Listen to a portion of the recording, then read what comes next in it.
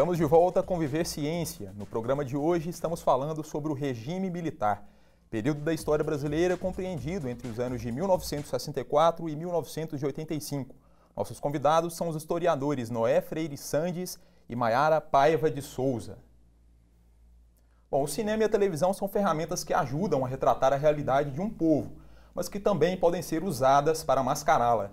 Durante a ditadura, o jornalismo e os filmes brasileiros foram alvos de uma ferrenha censura governamental, que objetivava esconder da população informações que pudessem comprometer a estabilidade do regime militar. Vamos conferir a reportagem. No início dos anos 60, o Brasil vivia o auge do cinema novo, um movimento influenciado pelo neorrealismo italiano e pela estética da Nouvelle Vague, que tinha o objetivo de estabelecer uma identidade nacional através do cinema. Significa falar os problemas sociais brasileiros, os brasileiros, né? A nossa miscigenação, a nossa negritude, as nossas favelas. Quer dizer, não ter medo de colocar na tela, nas telas do cinema, questões que são próprias do Brasil. Com a implantação da ditadura, os cineastas passaram a utilizar os filmes para promover uma reflexão sobre os caminhos adotados para a política e para a economia brasileira. Não demorou muito para que a máquina de censura militar entrasse em ação. Ela vai praticamente obrigar quase todos os membros do movimento a saírem do Brasil ou, na verdade, a irem para outros meios. Então eles vão para os jornais, para algumas revistas, mas sobretudo para a televisão. Né? Eles migram para um desses, ou eles vão embora do Brasil ou vão para a televisão. Às vezes, o filme não era impedido, mas era mutilado com tantos cortes que se tornava incompreensível para o público. No início, os princípios de censura eram de ordem moralista, apegando-se às cenas de sexo e palavrões. Mas aos poucos isso foi mudando e a tesoura do governo passou a adotar critérios políticos.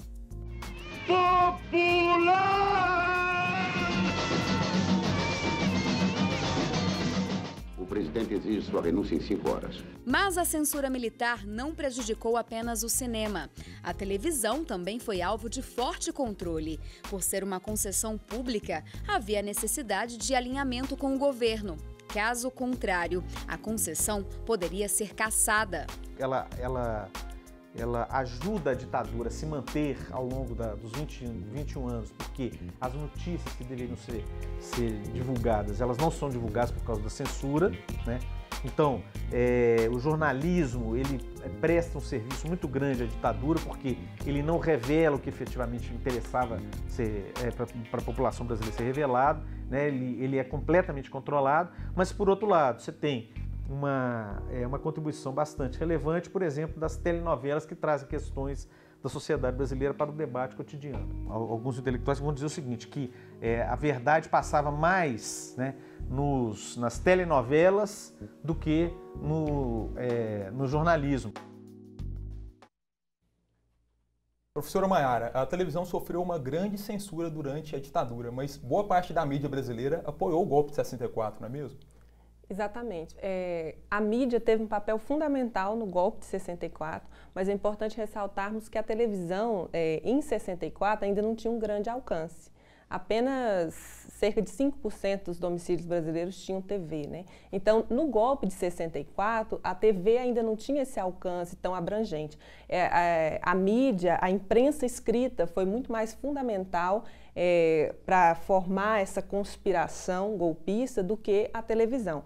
Mas no decorrer da ditadura, a televisão foi cada vez mais atingindo um público maior e funcionando meio que como uma propaganda do regime. O Médici tinha até uma fala dele que é interessante, que ele diz que quando chegava em casa e ligava a TV, era como se fosse um tranquilizante, ver que no Brasil não tinha problemas, né? Enquanto ele via coisas horríveis acontecendo no mundo inteiro, no Brasil não tinha problemas. Mas porque a televisão funcionou como essa propaganda, né? Passava por uma censura, por uma autocensura, para não perder dinheiro, porque não compensava a TV produzir, digamos, um capítulo de novela para depois ser censurado. Isso era perder muito dinheiro, né? Então se estabeleceu dentro da TV uma autocensura. né? E tinha também uma coisa interessante que citou na reportagem, a questão da concessão, que era dada pelo governo. Então, eles precisavam dançar conforme a música, né? Mas em relação ao golpe, a imprensa escrita foi muito mais importante. Professor Noé, a gente pode observar ainda nos dias de hoje pessoas que nutrem um saudosismo, né, pelo regime militar e até pedem uma nova intervenção. Como o senhor enxerga esse movimento? A gente falou há pouco sobre os usos do passado, né? É importante pensar que o passado se dobra ao presente. Há pouco eu falava que o governo, a partir da televisão, conseguiu alguma popularidade. Então, em dado momento, essa popularidade com a transição, com a crise econômica, nós temos aí no final dos anos 80, 90, a popularidade desse regime se evaporou. Então, nós não tínhamos ninguém na mídia pedindo o retorno dos militares. Isso é muito recente. E por que hoje tem esse discurso de saudosismo? Mais uma vez, as pessoas envolvidas na crise econômica passam a acreditar que a democracia, né, contraposta ao governo militar, ela fracassou. Então, na verdade, passam a melhorar um passado, a olhar para o passado, colocando virtudes que não existiam. Porventura, a gente pode afirmar que não houve corrupção nos regimes militares? É possível afirmar isso, né? Veja, num regime de censura, num regime de opressão, num regime efetivamente fechado, como é que poderia haver o processo, né, efetivo de buscar e combater e uma imprensa, inclusive, fechada? Então, nós não podemos afirmar isso. Qualquer afirmação dessa carece de qualquer base empírica. Então, as pessoas passam a olhar para o passado em relação ao presente e projetar no passado muito mais os seus desejos, né, de uma sociedade ordenada, autoritária. Então, o que nós estamos vendo é efetivamente um sentimento, um desejo de ordem que passa por um sentimento efetivamente de estruturar uma ordem um tanto conservadora. E nesse sentido olham para o passado, colocando no passado coisas que na verdade lá não estavam. O passado ele se dobra em relação aos interesses do presente. Então, efetivamente, como historiador, nós temos que entender isso e pensar o passado à luz de uma reflexão que nos permita encontrar dados. Nós temos a experiência histórica constituída por documentos, por uma leitura do passado, do arquivo. Então, a quem me provar que a corrupção foi feita somente hoje por um partido, não é? Que ela está exclusivamente vinculada a um partido, que provem isso inclusive, de modo efetivo. Né? Daqui a pouquinho a gente vai discutir essa questão do partido que está no poder. Okay. O Viver Ciência faz agora uma breve pausa. No próximo bloco, você vai conhecer o Laboratório de Pesquisa em História da UFG.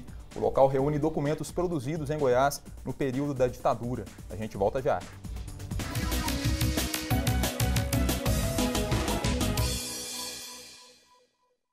A carreira acadêmica, ela começa, a porta de entrada obrigatoriamente é um curso de graduação.